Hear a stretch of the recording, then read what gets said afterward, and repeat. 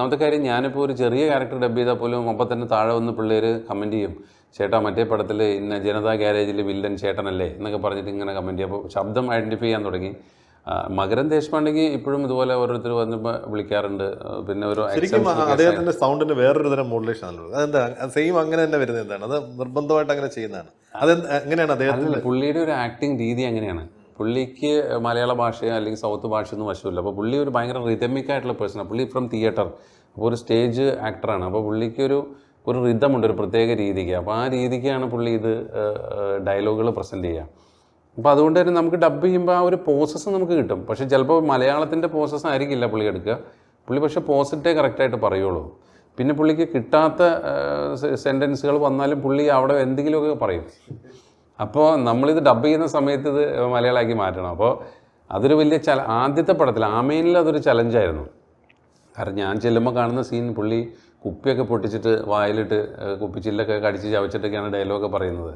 അപ്പോൾ ഒരു വല്ലാത്ത സ്റ്റൈലിൽ മുടിയും ഒക്കെ ആയിട്ട്. അപ്പോൾ എനിക്ക് അദ്ദേഹത്തെ നേരത്തെ അറിയാമായിരുന്നു. ഞാൻ പണ്ട് മുതൽ പുള്ളിയുടെ ഒരു ഫാനാണ്. അതായത് ഇപ്പോൾ നമ്മളിപ്പോൾ രാം ഗോപാൽ വർമ്മയുടെ സത്യ എന്ന് പറയുന്ന പടവും അതിനൊക്കെ മുമ്പ് പ്രഹാർ, അങ്ങനത്തെ കുറേ ഫിലിംസ് ഉണ്ട്, ഞാൻ പുള്ളിയെ ഫോളോ ചെയ്തിട്ടുണ്ട്. അപ്പോൾ പുള്ളി ആ സമയം മുതലുള്ള മറാഠി തിയേറ്റർ ആക്ടറാണ്. പുള്ളി പിന്നെ സിനിമയിലേക്ക് വന്ന് അപ്പോൾ അന്നേ ശ്രദ്ധിച്ചിട്ടുള്ള മനുഷ്യനാണ്. അപ്പോൾ അതുകൊണ്ട് എനിക്ക് ഭയങ്കര ഒരു ഇഷ്ടമുള്ള വ്യക്തിയും കൂടിയായിരുന്നു. അപ്പോൾ പക്ഷെ പുള്ളിക്ക് ഡബ് ചെയ്യാനായിട്ട് വന്നപ്പോഴാണ് ഈ പറഞ്ഞ പോലെ എങ്ങനെ സൗണ്ട് എങ്ങനെ പിടിക്കുന്നതെന്ന് ചെയ്യാമോ? അല്ല, സൗണ്ട് പുള്ളിയുടെ വേറൊരു ടൈപ്പ് സൗണ്ടാണ്. മലയാളത്തിൽ ഒരു വേറെ ഏതെങ്കിലും രീതിക്ക് അത് ഇപ്പോൾ ഞാൻ പറയാം, ആമേനിൽ പ്രോപ്പർ മലയാളമായിരുന്നു. പുലിമുരുകനിലെത്തിയപ്പോൾ എന്നോട് പറഞ്ഞു തമിഴ് കലർന്ന പോലത്തെ, പുള്ളി കാട്ടിലെ ഒരു കാട്ടുകള്ളൻ വീരയ്യൻ എന്തോ പറഞ്ഞ ക്യാരക്ടറായിരുന്നു. അപ്പോൾ അങ്ങനത്തെ ഒരു ടോണിൽ മതി. അപ്പോൾ നമ്മൾ ₹1,00,000 കാണൂ ഡാഡി, ഇവനെ വിട്ടുകളയരുത്, ഇങ്ങനെ ചേർത്ത് നിർത്തണം, അങ്ങനത്തെ ഒരു പോസ്റ്റിലാണ് ഇത് പോവുക. അപ്പോൾ ഈ ആമേനിൽ വരുന്ന സമയത്ത് തിരുതേ ഒരു കുപ്പി കള്ളിങ്ങെടുത്തേ എന്ന് പറഞ്ഞാൽ അങ്ങനത്തെ ഒരു ടോണിലായിരുന്നു. ഓത്തച്ഛൻ അങ്ങനെ ഇങ്ങനെയൊന്നും തോക്കത്തില്ല എന്ന് പറഞ്ഞു ഒരു തിലകൻ സാറിൻ്റെ ഒക്കെ പോലത്തെ ഒരു മോഡുലേഷനിലാണ് അതിൽ പിടിച്ചത്.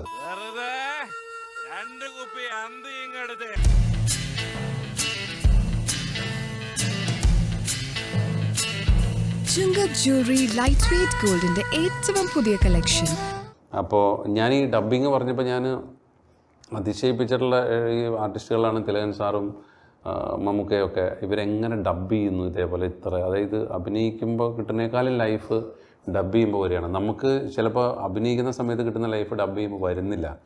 ഞാനിപ്പോഴും സജസ്റ്റ് ചെയ്യുന്നത് സിങ് സൗണ്ട് എടുക്കാനാണ്. കാരണം നമ്മൾ ആ സമയത്ത് പെർഫോം ചെയ്ത് പറയുമ്പോൾ നമുക്ക് ആ ലൈഫ് വരുന്നുണ്ട്. ചിലപ്പോൾ അത് ഡബ്ബിങ് തിയേറ്ററിൽ പോകുമ്പോൾ ചിലപ്പോൾ അത്രയും ലൈഫ് നമുക്ക് വരില്ല. പക്ഷേ മമ്മൂക്കയും തിലകൻ സാറൊക്കെ ഇതിനൊക്കെ കൊടുക്കുന്ന ഓരോ മോഡുലേഷൻസ്, ഓരോ വാക്കിന് അതിലാണ് ലൈഫ് വരുന്നത്. ശബ്ദത്തിൻ്റെ ബേസിലോ അല്ലെങ്കിൽ ഇതിലോ ഒന്നുമല്ല. ആ ഒരു ചെറിയ മുക്കലുകളിലും മൂളലുകളിലും ഡയലോഗുകൾ മനസ്സിൽ പതിഞ്ഞിട്ടുണ്ടാവും. എല്ലാ ഡയലോഗുകളും നമ്മളൊരു ചെറിയ ഡയലോഗ് പോലും ഇപ്പോൾ മമ്മൂക്ക എങ്ങനെയാണ് ഈ ഒരു വെറുതെ സംസാരിച്ചുകൊണ്ടിരിക്കുമ്പോൾ നമ്മൾ വെറുതെ കേൾക്കുമ്പോൾ നമുക്ക് കരച്ചിൽ വരികയാണ്. ആ ഒരു സെൻറ്റിമെൻറ്റ്സ് ടോണിലേക്ക് എങ്ങനെ പോകുന്നു. അപ്പോൾ ആ ശബ്ദം എങ്ങനെ വളരെ നേർത്തതാക്കി ആ തൊണ്ട ഇടറിക്കൊണ്ട് എങ്ങനെ സംസാരിക്കുന്നു. അപ്പോൾ അത് ആർട്ടിഫിഷ്യൽ അല്ലാത്ത രീതിക്ക് ഇത് വരികയും ചെയ്യണം. അപ്പോൾ നമുക്കൊരു സെൻറ്റിമെൻറ്റ് സീൻ ചെയ്യണേണ്ട അപ്പോൾ തന്നെ ഞാൻ കരയുന്ന ആളാണ്, തിയേറ്ററിലിരുന്ന് തന്നെ കരയും. അതുകൊണ്ട് ഞാൻ അങ്ങനത്തെ പടങ്ങൾ ചിലപ്പോൾ തിയേറ്ററിൽ പോകില്ല, അതാണ് പ്രശ്നം. അപ്പോൾ തിലകൻ സാർ അതേപോലെ ഗംഭീരമായിട്ട് കോമഡി ചെയ്യുന്ന ആൾ അതേപോലെ തന്നെ സീരിയസ് ആയിട്ട് പറയുന്നു. അപ്പോൾ ഈ ഇങ്ങനത്തെ ഓരോ രീതികളുണ്ട്, നമ്മളിത് നോട്ട് ചെയ്യും. അപ്പോൾ ഈ ആക്ഷന് മുമ്പ് ഡയലോഗ് വരെ, ഡയലോഗിന് മുമ്പ് ആക്ഷൻ വരെ, ഇതൊക്കെ അവർ വളരെ ഈസി ആയിട്ട് ചെയ്യും. നമ്മളിത് പ്ലാൻ ചെയ്തിട്ട് ഒരിക്കലും ചെയ്യാൻ പറ്റില്ല നമുക്ക്. അപ്പോൾ തിലകൻ സാറൊക്കെ ചില പറയുമ്പം നടക്കില്ല ഇത് കഴിഞ്ഞിട്ടാണ് വരുന്നത്. അപ്പോൾ നമ്മളെയാണെങ്കിൽ നടക്കില്ല ഇങ്ങനെ ആയിരിക്കും ആട്ടുന്നത്. അപ്പോൾ അതൊരു ചെറിയ ആർട്ടിഫിഷ്യൽ വരുന്നുണ്ട്. അപ്പോൾ ഈ ഒരു സാധനത്തിൻ്റെ ഒരു ബ്ലെൻഡിങ് ഉണ്ടല്ലോ, ഇത് ഭയങ്കര സാധനമായിരിക്കും. ഇപ്പോൾ നമുക്ക് പെട്ടെന്ന് ഇപ്പോൾ MT സാർ മരിച്ചു, നമ്മുടെ ഓർമ്മയായി. പക്ഷേ അദ്ദേഹത്തിൻ്റെ വടക്കൻ വീരഗാഥ പോലെയുള്ള സിനിമകളുടെ ഒരു ഡയലോഗുകൾ അതിൻ്റെ വളരെ നാടകീയമാണ്. അത് ഭയങ്കര നാടകീയമായിട്ട്. പക്ഷെ ആ നാടകീയത ഇന്ന് കേൾക്കാൻ ഭയങ്കര സുഖമാണ്. അതിനകത്ത് നമുക്കൊരു ക്രിഞ്ചോ അല്ലെങ്കിൽ ഒരു ക്ലീഷ, ഇപ്പോഴത്തെ വാക്കുകളാണ് ക്രിഞ്ചും ക്ലീഷയൊക്കെ, അതൊന്നും ഇപ്പം ഇല്ല, അതിനകത്തില്ല. ഇപ്പോഴും വടക്കൻ വീരാത അപ്ഡേറ്റഡ് ആണ്. ഒരു സെക്കൻഡ് പോലും ലാഗില്ല. പത്മരാജൻ സാറിൻ്റെ ഒരു പടം ഇപ്പോൾ എടുത്ത് കണ്ട ഒരു സെക്കൻഡ് പോലും ലാഗില്ല. ഇപ്പോൾ ഇറങ്ങുന്ന പല പടങ്ങളിലും പറഞ്ഞാൽ ഭയങ്കര ലാഗാണ് അല്ലെങ്കിൽ ബ്ലാങ്ക് ആണ് എന്നൊക്കെ പറയുന്നു. അത് അവരുടെ പടങ്ങൾക്കില്ല. ഈ വടക്കൻ വീരാതിൽ കുറുക്കിയെടുത്തതെന്നൊക്കെ പറയില്ലേ, അതേപോലെയാണ് എഴുതിയിരിക്കുന്നത്. അതായത് ഇനി അതിൻ്റെ മുമ്പോട്ടൊരു ഡയലോഗില്ല, ഇപ്പുറത്തൊരു ഡയലോഗില്ല. അതിന്റെ പ്രസന്റേഷൻ മാസാമാന് ഡെലിവറിയൊക്കെ എന്തോ ഒരു ഇതാണെന്ന് അറിയാം. എന്താ പടങ്ങളല്ലേ, മാസ്റ്റർ പടങ്ങളാണ് അതൊക്കെ പറയുന്നത്. അപ്പോൾ ഞാൻ പറഞ്ഞത് നമുക്ക് മാസ്റ്റർ ക്ലാസ്സുകൾ നമ്മുടെ പടങ്ങൾ തന്നെയുണ്ട്, എല്ലാ രീതിയിലുള്ള പടങ്ങളുണ്ട് നമുക്ക്. അതായത് ഇപ്പോൾ അടൂർ സാറിൻ്റെ പടങ്ങളുണ്ട്, ടി വി ചന്ദ്രൻ സാറിൻ്റെ പടങ്ങളുണ്ട്, അതേസമയം നമുക്ക് ഭരതം പത്മരാജൻ ലെവലിലുള്ള പടങ്ങളുണ്ട്, ഐ വി ശശി ലെവലിലുള്ള പടങ്ങളുണ്ട്. ഐ വി ശശി സാർ എന്ന് പറഞ്ഞാൽ ഇന്നത്തെ കൊമേഴ്ഷ്യൽ സിനിമയുടെ അന്നത്തെ വക്താവാണ് ഐ വി ശശി സാർ. ഒരു ഇന്നത്തെയും അതെ 30-35 ദിവസം കൊണ്ട് ഐ വി ശശി സാറ് ഒരു 10-50 മെയിൻ ആർട്ടിസ്റ്റിനെ വെച്ചിട്ടൊരു പടം പിടിക്കും. അതിൽ മമ്മൂട്ടി ഉണ്ടാവും, മോഹൻലാൽ ഉണ്ടാവും, സീമ ഉണ്ടാവും, രവീന്ദ്രൻ ഉണ്ടാവും, വിൻസെൻ്റ് ഉണ്ടാവും, രവികുമാർ, എല്ലാവരും ഉണ്ടാവും. എന്നാൽ എല്ലാവർക്കും പ്രാധാന്യമുണ്ട്. ഇന്ന് ഇപ്പോൾ ഒരു 10 ആർട്ടിസ്റ്റ് ഒരു സിനിമയിലുണ്ടെന്ന് പറഞ്ഞാൽ ടെൻഷനായി. ഇവരെ എങ്ങനെ ഒരുമിച്ച് നിർത്തും, ഇവരെങ്ങനെ ഫ്രെയിമിൽ വരുത്തും, ഇവരുടെ കോസ്റ്റ്യൂം പ്രശ്നം, ഇവരുടെ ഡയലോഗ് പ്രശ്നം, ഇവരുടെ അവൈലബിലിറ്റി പ്രശ്നം, ഇവരുടെ കാരവാൻ പ്രശ്നം, അങ്ങനെ 100 പ്രശ്നമാണ്. ഇതൊന്നുമില്ലാതിരുന്ന സമയത്താണ് ഈ പറഞ്ഞ അതിരാത്രവും കരിമ്പിൻ പൂവിനക്കരയും ഈ നാടും മറ്റു പടങ്ങളൊക്കെ നിസ്സാരമായിട്ട് ഷൂട്ട് ചെയ്ത് പോയിട്ടുള്ളത്. ദിനേഷിന്റെ കരിയറിൽ ഏറ്റവും ഒരു വഴിത്തിരിവാകേണ്ടിയിരുന്ന ഒരു ചിത്രമായിരുന്നു ലുക്ക ചിപ്പി എന്ന് പറയുന്ന പടം. അതെ അതെ. പക്ഷേ എൻ്റെ അതിനകത്താണ് അദ്ദേഹം എക്സിക്യൂട്ടീവ് പ്രൊഡ്യൂസർ ആകുന്നത്. എക്സിക്യൂട്ടീവ് പ്രൊഡ്യൂസറും അതിന്റെ കാസ്റ്റിംഗ് ഡയറക്ടറും ഒക്കെ അതെ അതെ അതെ. ബാഷ് മുഹമ്മദിന്റെ പടം. ബാഷ് മുഹമ്മദ് നാഷണൽ ജൂറി നാഷണലിൽ മെൻഷൻ ഉണ്ടായിരുന്നു, സ്റ്റേറ്റിൽ മെൻഷൻ ഉണ്ടായിരുന്നു. പക്ഷേ ആ പടത്തിന്റെ ഒരു ഡിസാസ്റ്റർ അല്ല പരാജയമാണ് അത് ശ്രദ്ധിക്കപ്പെടുന്നത്. അതിന്റെ ഒരു തുടക്കവും ഒടുക്കവും അതൊക്കെ എനിക്ക് പിന്നീട് അതിനെ വിശകലനം ചെയ്തപ്പോൾ തോന്നിയ 2-3 കാരണങ്ങൾ. ഒന്ന്, അതിൻ്റെ പേര് ലുക്ക ചുപ്പി എന്നുള്ളൊരു പേര് ആർക്കും കിട്ടിയില്ല. 2, പ്രേമം പോലത്തെ ഒരു വലിയ സൂപ്പർ ഹിറ്റ് പടത്തിൻ്റെ ഒപ്പമാണ് അത് റിലീസ് ചെയ്തത്. അന്ന് മലയാളി ഭയങ്കരമായിട്ട് റിയലിസ്റ്റിക് പടങ്ങളിലേക്ക് എത്തിയിട്ടില്ല. അതായത് ഒരു കൊമേഴ്ഷ്യലിൽ നിന്ന് മാറി പക്ക റിയലിസ്റ്റിക്കിലേക്ക് എത്തുന്നു എന്നൊക്കെ പറയുന്ന രണ്ടിനെ ഇടയ്ക്ക് നിന്നൊരു സമയത്താണ് സംഭവിക്കുന്നത്. അതായത് മഹേഷിൻ്റെ പ്രതികാരം മുതലാണ് അതിലേക്ക് ട്യൂണ്ടപ്പ് ആയത്. അതിനു മുമ്പ് ഈ സംഭവം റിലീസ് ചെയ്യുന്നു, ഈ പ്രേമത്തിനൊപ്പം. ഈ പ്രേമം ഒരു കേരള ഹിറ്റെന്നല്ല, ഒരു ഇന്ത്യ ഹിറ്റായി മാറി. തമിഴ്നാട്, തെലുങ്ക് ഒക്കെ ഈ പ്രേമം തരംഗത്തിൻ്റെ ഇടയ്ക്ക് ഇതൊരു ചെറിയ പടം മുങ്ങിപ്പോയി. ഒരാഴ്ച കൊണ്ട് തിയേറ്ററിൽ നിന്ന് പടം എടുത്ത് മാറ്റി. കാരണം എല്ലാവർക്കും പ്രേമം കളിക്കണം. പിന്നീടാണ് പലരും ഈ പടത്തെക്കുറിച്ച് അറിയുന്നതും കാണുന്നതും ചർച്ച ചെയ്യുന്നത്. ഇന്നും ഇപ്പോൾ ഇത്രയും വർഷം കഴിഞ്ഞിട്ട് ഇപ്പോഴും ലുക്ക ചുപ്പി ചർച്ചയിലുണ്ട്. പലപ്പോഴും പല ഗ്രൂപ്പുകളിലും ചർച്ചയിൽ വരുന്നു. ഇത് ഒരു വ്യക്തമായ OTT പ്ലാറ്റ്ഫോമിൽ പോലും ആ പടപ്പില്ല. എനിക്ക് തോന്നുന്നു സൺ നെക്സ്റ്റിലാണ് ആ പടം ഉള്ളത്. അപ്പോൾ ഇപ്പോൾ അതിൻ്റെ റീ റിലീസിങ്ങിനെ കുറിച്ച് പോലും ചിന്തിക്കുന്നുണ്ട് ഡയറക്ടർ. കാരണം ഇപ്പോഴത്തെ ജനറേഷൻ ആ പടം കണ്ടിട്ടില്ല. കാരണം അത്രയും രസകരമായിട്ട് ഇപ്പോൾ എനിക്ക് തോന്നുന്നു ഞാൻ അവതരിപ്പിച്ച ഏറ്റവും നല്ല കഥാപാത്രങ്ങൾ മുൻപന്തിയിൽ നിൽക്കുന്ന ഒരു കഥാപാത്രമാണ് ഓട്ടോ ഡ്രൈവർ ബെന്നി എന്ന് പറയുന്നത്. എനിക്ക് എന്തെങ്കിലും അംഗീകാരം അങ്ങനെ എന്തെങ്കിലും മെൻഷനോ വല്ലതും കിട്ടുകയാണെങ്കിൽ അതിനായിരുന്നു കിട്ടേണ്ടത്. പക്ഷേ എനിക്ക് കിട്ടിയില്ല. കാരണം എനിക്ക് തോന്നുന്നത് എന്നെ റെക്കമെൻഡ് ചെയ്യാനും ഞാൻ അന്ന് അത്ര അറിയപ്പെടുന്ന നടനൊന്നും അല്ലാത്തതുകൊണ്ടാവാം, വാട്ടെവർ. പക്ഷേ ആ കഥാപാത്രം എനിക്ക് വളരെ പ്രിയപ്പെട്ടതാണ്. അപ്പോൾ അത് ആ പടം ഞാൻ മുമ്പ് സൂചിപ്പിച്ച പോലെ ആ പടം സക്സസ് ആയിരുന്നെങ്കിൽ ഒരു പക്ഷേ എൻ്റെ കരിയർ വേറെ രീതിക്ക് പോയേനെ. എനിക്ക് വേറെ കുറേ കൂടി ഉത്തരവാദിത്വമുള്ള വേറെ ടൈപ്പ് ക്യാരക്ടേഴ്സ് എന്നെ ഏൽപ്പിച്ചേനെ. പക്ഷേ ആ പടം പലരും കണ്ടിട്ടില്ല. അത് ഇപ്പോഴും കാണാൻ ഈ പറഞ്ഞ പോലെ ഇപ്പോൾ വല്ല ആമസോണിലോ നെറ്റ്ഫ്ലിക്സിലൊക്കെ ഉണ്ടായിരുന്നെങ്കിൽ പിന്നെയും കണ്ടേനെ. പക്ഷേ ഇല്ല. അപ്പോൾ ആ പടം ഒന്ന് റീ റിലീസ് ചെയ്യാൻ വേണ്ടി ഒരു ശ്രമം നടത്തുന്നുണ്ട്. ബാഷിനെ നേരത്തെ പരിചയമുണ്ടായിരുന്നു. ബാഷിനെ ഇതേപോലെ എന്നെ ഇങ്ങോട്ട് വന്ന് പരിചയപ്പെട്ടു. ഞാൻ ഒരു മദ്രാസ് കഫേ എന്ന് പറഞ്ഞൊരു ഹിന്ദി പടം സുജീത് സർക്കാരിൻ്റെ അഭിനയിച്ച് അത് പുള്ളി കണ്ടു. പുള്ളി ഹിന്ദി സിനിമകളും ഇംഗ്ലീഷ് സിനിമകളൊക്കെ വാച്ച് ചെയ്യുന്ന ആളാണ്. അപ്പോൾ പുള്ളി ക്യാൻ ഫിലിം ഫെസ്റ്റിവലിൽ എല്ലാ വർഷവും പോകുന്ന വ്യക്തിയാണ്. വളരെ സീരിയസ് ആയിട്ട് സിനിമയെ കാണുന്ന ഒരു വ്യക്തിയാണ്. അപ്പോൾ പുള്ളി ആ പടം കണ്ടിട്ട് എന്നെ തൃശ്ശൂർ വെച്ചൊരു ഫംഗ്ഷനിൽ വന്ന് പരിചയപ്പെട്ടത്. അപ്പോഴാണ് പുള്ളി പറഞ്ഞത് ഞാനിങ്ങനെ ഒരു പ്രോജക്റ്റുമായിട്ട് മുന്നോട്ട് നീങ്ങേണ്ട, എനിക്ക് സിനിമയിൽ ആരെയും പരിചയമില്ല, അപ്പോൾ എന്നെ ഒന്ന് ഹെൽപ്പ് ചെയ്യണമെന്ന് പറഞ്ഞിട്ടാണ് ഞാൻ കൂടിയാണ് പ്രോജക്റ്റ് ഡിസൈൻ ചെയ്യുന്നത്. അങ്ങനെയാണ് അതിൻ്റെ എക്സിക്യൂട്ടീവ് പ്രൊഡ്യൂസറായി മാറുന്നതും ആ പ്രോജക്റ്റ് സംഭവിക്കുന്നു. സ്ത്രീകളുടെ മുടി വളർച്ചയ്ക്കും ശക്തിക്കും അത്യാവശ്യമായ വൈറ്റമിൻ ഡിയാലും ഹെർബൽ ഈസ്ട്രജനാലും സമ്പുഷ്ടമായ ആദ്യത്തെ ഹെയർ എലിക്സർ മുടി കൊഴിച്ചിൽ നിയന്ത്രിക്കുന്നതിനോടൊപ്പം മുടി വളർച്ച കൂട്ടുന്നു. Amritveni hair elixir. ലുക്ക ചിപ്പി പറഞ്ഞാണെങ്കിൽ പേര് പോലും പ്രശ്നമായിരുന്നു. എനിക്ക് ഹൈഡ് ആൻഡ് സീക്ക് എന്നുണ്ടായിരുന്നില്ലേ? അതെ അതെ അതെ, ഹൈഡ് ആൻഡ് സീക്ക് എന്നാണ് എൻ്റെ പേര്. അത് ഹിന്ദി വാക്കാണ്. അത് ഒരു നിമിഷത്തിൽ അങ്ങ് ഇട്ടുപോയതാണ്. ഒരു കണ്ണുകുത്തിക്കളി എന്നൊക്കെ പറഞ്ഞ പോലത്തെ ഒരു ഇതിലിട്ടതാണ്. പക്ഷെ ആ പേരും ഒരു ഘടകമായിരുന്നു. ഇറങ്ങിയ സമയവും പിന്നെ കുറച്ച് അഡ്വാൻസ് ആയിട്ട് ചിന്തിച്ചു പോയി. ഒരു 2-3 വർഷം കൂടി കഴിഞ്ഞിട്ട് ഇറക്കിയാൽ മതിയായിരുന്നു ആ പടം. മുമ്പേ പറന്നു പോയായിരുന്നു. അതെ അതെ, മുമ്പേ പറന്നു പോയി. നമ്മൾ ചില പടങ്ങൾ അങ്ങനെയാണല്ലോ, പത്മരാജൻ സാറിൻ്റെ ചില പടങ്ങൾ ഇപ്പോൾ ഭയങ്കര കൾട്ട് മൂവിയൊക്കെ ആയിട്ട്. അതേപോലെ ഇപ്പോഴും പല സിനിമാ ഗ്രൂപ്പുകളിലും സജീവ ചർച്ചയിലുള്ള ഒരു പടമാണ് ലുക്ക ചുപ്പി. ഇടയ്ക്കിടയ്ക്ക് എനിക്ക് അതിൻ്റെ ഓരോ പോസ്റ്റുകൾ വരും. നല്ല രസമാണ് അതിൻ്റെ മേക്കിംഗ്. അതിൻ്റെ മേക്കിംഗ് നല്ല രസമായിരുന്നു. അതിലെ ഡയലോഗുകൾ നല്ല രസമായിരുന്നു. പ്രസൻറ്റേഷൻ ഭയങ്കര രസമായിരുന്നു. കൗണ്ടറൊക്കെ ഭയങ്കര രസമായ കൗണ്ടറുകളായിരുന്നു. ഭയങ്കര റിയാലിറ്റി ആയിരുന്നു. അതായത് അപ് ടു എന്താ റിയാലിറ്റി. പിന്നെ അതിൽ സിംഗ് സൗണ്ട് ഫുള്ള് പരീക്ഷിച്ച ഒരു പടമാണ്. അതായത് റസൂൽ പൂക്കുട്ടിനെ ഞാൻ തന്നെ പോയി കണ്ട് കഥ പറഞ്ഞ് ബോംബെയിൽ നിന്ന് പുള്ളീനെ കൺവിൻസ് ചെയ്ത് വിളിച്ചുകൊണ്ട് വരികയത് അങ്ങനെ ഒരു പടം ചെയ്യണമെന്ന് പറഞ്ഞിട്ട്. അപ്പോൾ റസൂൽ പൂക്കുട്ടിയെ കൊണ്ട് സിംഗ് സൗണ്ട് ചെയ്യിച്ചു. എന്താ പറയുക, എല്ലാം ടെക്നിക്കലി വളരെ സൗണ്ടായിട്ടുള്ള പടമായിരുന്നു. പക്ഷേ എന്താ പറയുക, ഓരോ സാമ്പത്തികപരമായിട്ട് ഭയങ്കര സാമ്പത്തികപരമായിട്ട് ഡിസാസ്റ്റർ ആയിരുന്നു. കംപ്ലീറ്റ് പൈസയും പോയി അതിൻ്റെ. കാരണം ഒരാഴ്ചയാണ് തിയേറ്ററിൽ ഓടിയത്. അത് ആരുമില്ലാതെ ഈ മൾട്ടിപ്ലക്സുകളിൽ മാത്രം കുറച്ച് ഷോസ് ഓടിച്ചിട്ട് അങ്ങ് പോയി. പക്ഷെ അതിനുശേഷം പൃഥ്വിരാജും ഉൾപ്പെടെ എല്ലാവരും ഈ പടം കണ്ടു. ഇവർക്കൊക്കെ സ്ക്രീനിങ് കൊടുത്തു. അവരൊക്കെ ഡയറക്ടറെ വിളിച്ചിട്ട് പിന്നീട് ഒപ്പീനിയൻ നമ്മളോടൊക്കെ പറയുകയും ചെയ്തു. എല്ലാവരും കണ്ടു ആ പടം. അത് ഇന്നും ഒരു മലയാളത്തിൽ അങ്ങനെ വിജയിക്കപ്പെടാതെ പോയ നല്ല പടങ്ങളുടെ ലിസ്റ്റിൽ ലുക്കാച്ചുപ്പി ഉണ്ട് ഇപ്പോഴും. മദ്രാസ് കാഫെ എന്ന് പറയുന്നത് മദ്രാസ് കഫേ, എനിക്ക് അതിനൊക്കെ നല്ല ഒരു പടമാണ്. ഷെഫ് എന്ന് പറയുന്നത്, ഷെഫ്, സെയ്ഫ് അലി ഖാൻ്റെ ഒപ്പം, വെയിറ്റിംഗ് എന്ന് പറയുന്ന നസറുദ്ദീൻ ഷായുടെ ഒപ്പമുള്ള പടം. നിങ്ങളൊരു ആരാധക കഥാപാത്രമല്ലേ ഈ പറഞ്ഞ നസറുദ്ദീൻ അതെ ഷാ? അതെ അതെ, നസറുദ്ദീൻ. എങ്ങനെയാണ് ഹിന്ദി ഈ സിനിമയിലേക്കൊക്കെ? അത് ആ ബോംബെ കഥയുടെ ഒരു ബാക്കി പത്രമാണത്. അതായത് ബോംബെയിൽ നിന്ന് അങ്ങനെ വലിയൊരു എപ്പിസോഡ് കഴിഞ്ഞിട്ടാണല്ലോ നാട്ടിലേക്ക് വരുന്നത്. അപ്പോൾ ബോംബെ അറിയാം, ബോംബെയുടെ കൾച്ചർ അറിയാം, ഹിന്ദി സിനിമ അറിയാം, ഹിന്ദി അറിയാം. ഹിന്ദി നന്നായിട്ട് അറിയാം, നന്നായിട്ട് സംസാരിക്കും. ഹിന്ദി നന്നായിട്ട് സംസാരിക്കും, മറാഠി സംസാരിക്കും. പഴയ ഇതൊക്കെ മാറി ഇപ്പം അതെ അതെ അതെ, ഹിന്ദി. അപ്പോൾ ഹിന്ദി ഭാഷയോടെ എന്തോ മനസ്സിൽ വല്ലാത്തൊരു ഇതുണ്ടായിരുന്നു. അങ്ങനെ പോകുന്ന കാലം മാറി കഥ മാറി എന്ന് പറഞ്ഞ പോലെ ഈ ഇതൊക്കെ മാറിയിട്ട് ഹിന്ദിയിൽ നിന്നും മലയാളത്തിൽ നിന്നൊക്കെ ചാൻസുകൾ അങ്ങോട്ടും ഇങ്ങോട്ടൊക്കെ ആർട്ടിസ്റ്റുകളൊക്കെ കാസ്റ്റ് ചെയ്യാൻ തുടങ്ങി. ഈ പറഞ്ഞ ടിപ്പിക്കൽ സങ്കല്പങ്ങളെല്ലാം പൊളിഞ്ഞ് ക്യാരക്ടർ ലുക്കുള്ള ആളുകൾ മതി എന്ന് തോന്നുന്നു. അപ്പോഴാണെങ്കിൽ ഞാൻ ഇടയ്ക്കിടയ്ക്ക് ഓരോ പരസ്യങ്ങളിൽ അഭിനയിക്കാറുണ്ട് ബോംബെ പ്രൊഡക്ഷൻസിൻ്റെ. അങ്ങനെ അമറോൺ ബാറ്ററി അങ്ങനെ കുറച്ച് പരസ്യങ്ങളിൽ അഭിനയിച്ചത്. അപ്പോഴാണ് ഈ മദ്രാസ് കഫേയുടെ കാസ്റ്റിങ്ങായിട്ട് ബന്ധപ്പെട്ട് അവിടെ നിന്ന് ഒരു കാസ്റ്റിംഗ് ഡയറക്ടർ കേരളത്തിൽ വരുന്നത്.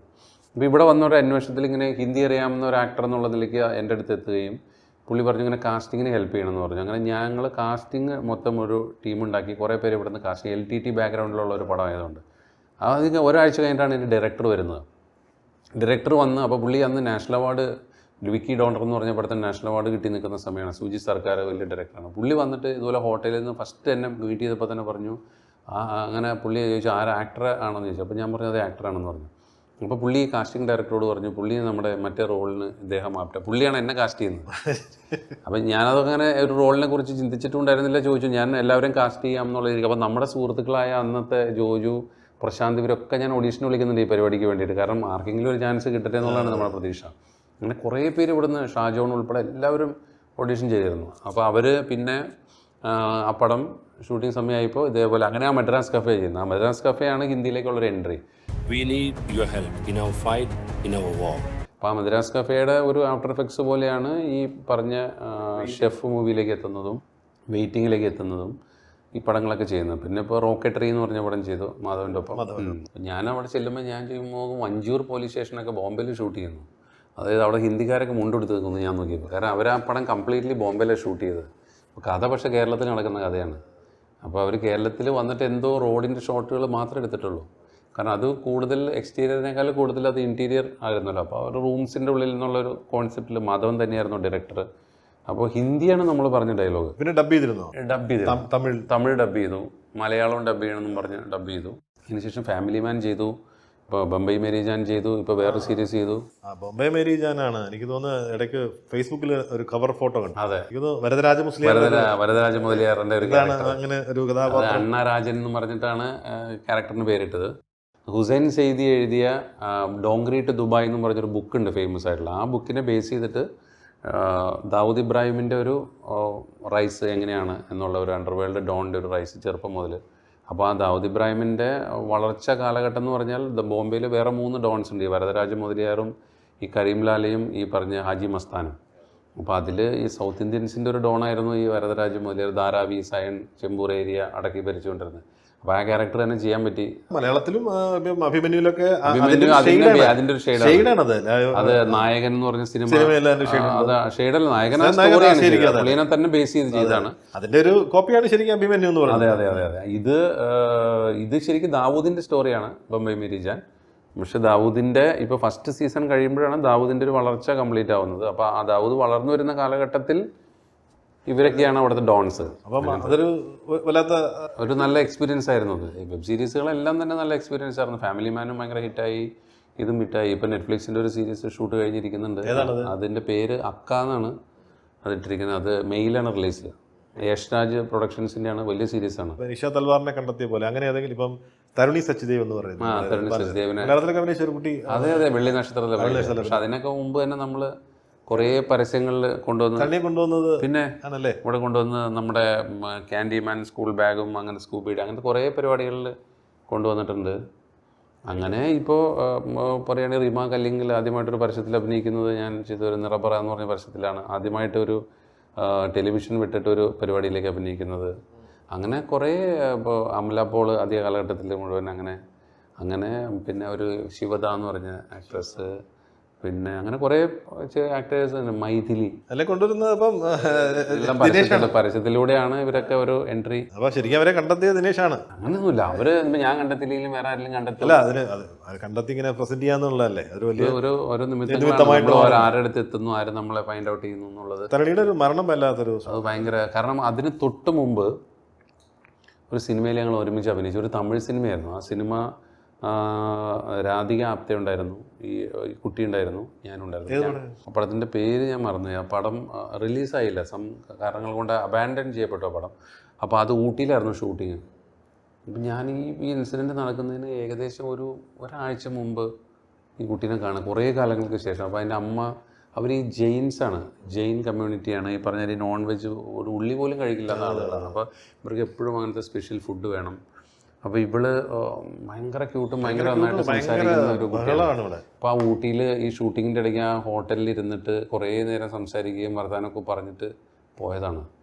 പെട്ടെന്നാണ് ഇതൊരു ഭയങ്കര ഷോക്കിംഗ് ന്യൂസായിട്ട് നമുക്കൊരു മുതിർന്ന പ്രായമായ ഒരാൾ മരിച്ചു എന്ന് കേൾക്കുമ്പോൾ നമുക്ക് വിഷമം തോന്നും. എങ്കിലും നമ്മൾ മനസ്സിൽ ഓർക്കുക അവരവരുടെ ജീവിതം കഴിഞ്ഞിട്ടാണല്ലോ മരിച്ചത് എന്ന് പറയും. പക്ഷെ ഇതൊരു എന്താ പറയുക, എക്സ്ട്രീം ടാലൻറ്റഡ് ആയിട്ടുള്ള ഒരു കുട്ടിയായിരുന്നു.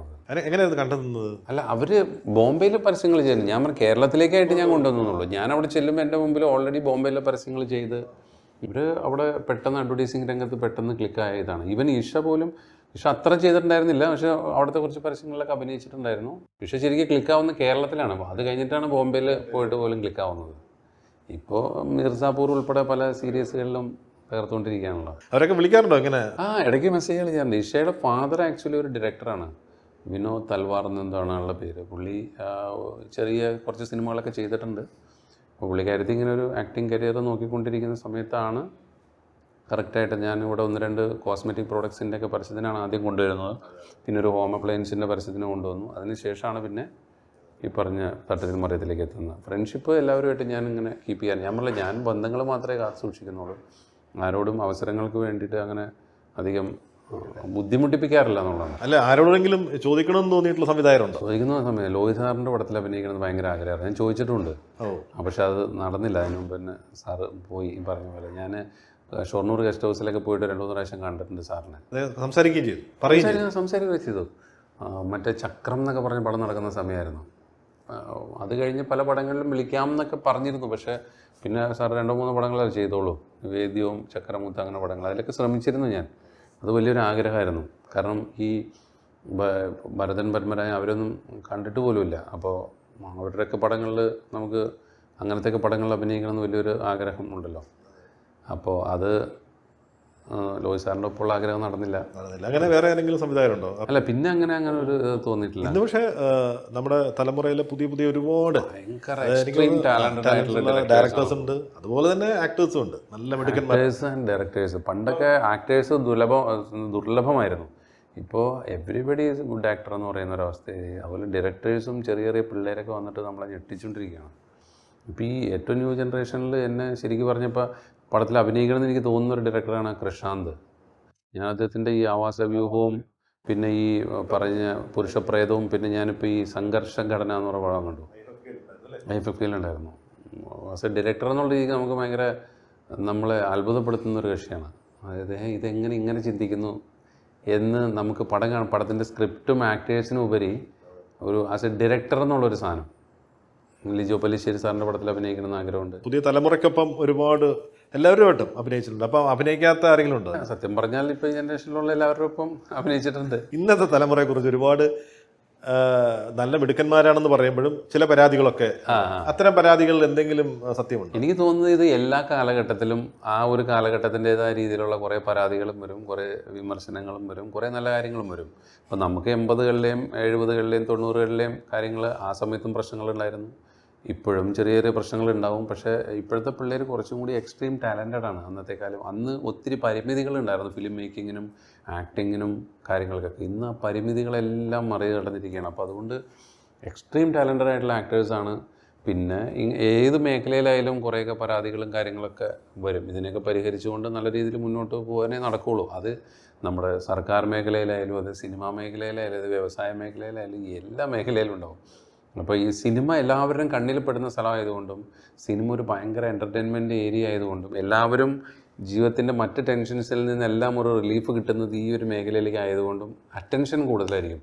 അതുകൊണ്ട് ഇവിടെ നടക്കുന്ന ചെറിയൊരു സംഭവം പോലും ഭയങ്കര വ്യക്തമായിട്ട് എടുത്തു കാണിക്കും. ചെറിയ വേഷങ്ങളിൽ നിന്ന് നായക തുല്യമായ വേഷങ്ങളിലേക്കൊക്കെ വരുന്നുണ്ട്. ഇപ്പൊ വീഗം പോലുള്ള സിനിമകളിൽ വളരെ അതെ അതെ അതെ വീഗത്തിൽ നല്ല വേഷമാണ്. ആ പടവും പറയാൻ ശ്രദ്ധിക്കപ്പെടാതെ കൊണ്ടാണ് ഒരു സൈക്കോ. അതെ അതെ അതെ അതെ നമുക്കൊരു ഞാനെപ്പോഴും പറയും ഒരു അവസരം കിട്ടിയാലേ നമുക്ക് അത് നമ്മുടെ കഴിവിൽ എന്തെങ്കിലും കാര്യങ്ങൾ കാണിക്കാൻ പറ്റുള്ളൂ. അങ്ങനെ കിട്ടുന്നത് നല്ല ഫിലിമുകളിലാവണം എന്ന് മാത്രം. ഇതിപ്പോൾ എല്ലാം ഒരു എന്ത് ശ്രദ്ധിക്കപ്പെടുന്നു എന്നുള്ളതിലാണ്. ഫോർ എക്സാമ്പിൾ ഇപ്പോൾ നമ്മൾ ഇൻ്റർവ്യൂ എടുക്കുന്നു. ഈ ഇൻ്റർവ്യൂ ശ്രദ്ധിക്കപ്പെടണമെങ്കിൽ ഇപ്പോഴത്തെ കാലത്ത് ചില മാനദണ്ഡങ്ങളുണ്ട്. ചില വൈറൽ ഇൻ്റർവ്യൂസ് എന്നൊക്കെ പറഞ്ഞ് എന്തെങ്കിലും പ്രത്യേക രീതിയിലുള്ള ചേഷ്ടകൾ കാണിക്കുക, അല്ലെങ്കിൽ ഭയങ്കര വിവാദമായിട്ടുള്ള ക്വസ്റ്റ്യൻസ് ചോദിക്കുക, മൈക്ക് വലിച്ചെറിയുക, ഫോൺ വലിച്ചെറിയുക, അല്ലെങ്കിൽ അങ്ങനത്തെ കോമഡികൾ കാണിക്കുക. അപ്പോൾ ഇൻ്റർവ്യൂ പെട്ടെന്ന് ഹിറ്റാവും. അല്ലാത്തൊരു നോർമൽ ഒരു ഇൻ്റർവ്യൂ കണ്ടുകൊണ്ടിരിക്കാൻ ചിലപ്പോൾ അതിനേക്കാളും താല്പര്യം ചിലപ്പോൾ ഇത് കണ്ടുകൊണ്ടിരിക്കാനായിരിക്കും. അപ്പോൾ ഇതിലൊക്കെ ആൾക്കാർ ഇങ്ങനെ ഓരോ ചേഞ്ച് ഓവറുകൾ വന്നുകൊണ്ടിരിക്കുകയാണ്. അപ്പോൾ നമുക്ക് സിനിമകളിൽ എനിക്ക് ഭയങ്കര ലൗഡായിട്ടുള്ള കഥാപാത്രങ്ങൾ ചെയ്യണമെന്നുണ്ട്. ഞാൻ എപ്പോഴും ചെയ്യുന്ന സർട്ടിലായിട്ടുള്ള ക്യാരക്ടേഴ്സാണ്. ലൗഡായിട്ടുള്ളൊരു കഥാപാത്രം കറക്റ്റ് മീറ്ററിൽ ചെയ്യാൻ പറ്റുന്ന റോള് കിട്ടിയാൽ ചെയ്യാം. കാരണം വെറുതെ ലൗഡാവുകയും ചെയ്യരുതല്ലോ, അത് ഒരു കറക്റ്റ് ഒരു മീറ്ററിൽ പോകണമല്ലോ. അപ്പോൾ അങ്ങനെയുള്ള ആക്ടിങ്ങിൽ ഒത്തിരി മേഖലകൾ ഇനി എക്സ്പ്ലോർ ചെയ്യാനുണ്ടെന്ന് എനിക്കിപ്പോഴും തോന്നുന്നു. കാസ്റ്റിംഗ് ഡയറക്ടറിൽ നിന്ന് എപ്പോഴാണ് ഒരു ഡയറക്ടറിലേക്കുള്ളൊരു എന്ന് പറഞ്ഞപ്പോൾ ആഡ് ഫിലിംസ് ഒരു 10-15 വർഷമായിട്ട് അനവധി പരസ്യങ്ങൾ സംവിധാനം ചെയ്ത് കഴിഞ്ഞു. സിനിമയെക്കുറിച്ച് അത്യാവശ്യം അറിവുകളൊക്കെ ആയി കഴിഞ്ഞു. സംവിധാനത്തിലേക്ക് വേണമെങ്കിൽ കടക്കാം. അപ്പോൾ ഇത്രയും അറിവൊന്നും സത്യം പറഞ്ഞാൽ സിനിമ സംവിധാനം ചെയ്യാൻ ആവശ്യമില്ല. കാരണം പിള്ളേരൊക്കെ വന്ന് ഒരു പടത്തിൽ അസിസ്റ്റൻറ്റ് ഡയറക്ടറായിട്ട് നെക്സ്റ്റ് പടം നേരെ കയറി ഡയറക്റ്റ് ചെയ്യുക. അവരൊരു കോൺഫിഡൻസ് ആണത്. ആ കോൺഫിഡൻസ് ചിലപ്പോൾ അവരെ സക്സസ്സിലേക്ക് നയിക്കാം. ഇപ്പോഴത്തെ കാലത്ത് എന്തറിവ് നമുക്ക് ഗൂഗിളിൻ്റെ പരിജ്ഞാനത്തോട് കിട്ടുക. പണ്ട് കാലത്തൊരു 5-10 പടമൊക്കെ നിന്ന് കഴിയുമ്പോഴാണ് എന്തിനാണ് ക്ലാപ്പ് അടിക്കുന്നതെന്ന് പോലും ഒരു അസിസ്റ്റൻറ്റിന് മനസ്സിലാവുള്ളൂ. അപ്പോൾ ആ ഒരു നോളജിൻ്റെ പ്രശ്നമില്ല. ഇപ്പോൾ വേണ്ടത് നിങ്ങളുടെ ധൈര്യം, നിങ്ങളുടെ കോണ്ടാക്റ്റ്, നിങ്ങളുടെ കോൺഫിഡൻസ്, നിങ്ങളുടെ കയ്യിലുള്ള നല്ല ഒരു സ്ക്രിപ്റ്റ്, ഇത്രയാണ് വേണ്ടത്. അപ്പോൾ എനിക്ക് സത്യം പറഞ്ഞാൽ അഭിനയിച്ച് മതിയായിട്ടില്ല. അപ്പോൾ സംവിധാനം കുറച്ച് കഴിഞ്ഞിട്ടാലും ചെയ്യാമെന്നുള്ളൊരു പ്ലാനിലാണ് ഇരിക്കുന്നത്. പക്ഷേ എൻ്റെ മനസ്സിന് തോന്നുകയാണ് okay this is the script, ഇതെനിക്ക് ചെയ്യാമെന്ന് തോന്നിക്കഴിഞ്ഞാൽ ഞാൻ ചെയ്യും. കോവിഡിന് മുമ്പ് ഒരു 1-2 ആലോചനകൾ മുറുകിയതായിരുന്നു. പക്ഷേ ആഫ്റ്റർ പോസ്റ്റ് കോവിഡ് സിനിമകളുടെ രീതിയൊക്കെ തന്നെ മാറി. ഈ OTT പ്ലാറ്റ്ഫോംസിൻ്റെ കടന്ന ഒരു ഡിജിറ്റൽ സിനിമ, എല്ലാ ലാംഗ്വേജുകളും തമ്മിൽ മിക്സായി. അപ്പോൾ പ്രേക്ഷകരുടെ അഭിരുചിയും കാര്യങ്ങളൊക്കെ മാറി. ഈവൻ മേക്കിംഗ് സ്റ്റൈൽ പോലും മാറി.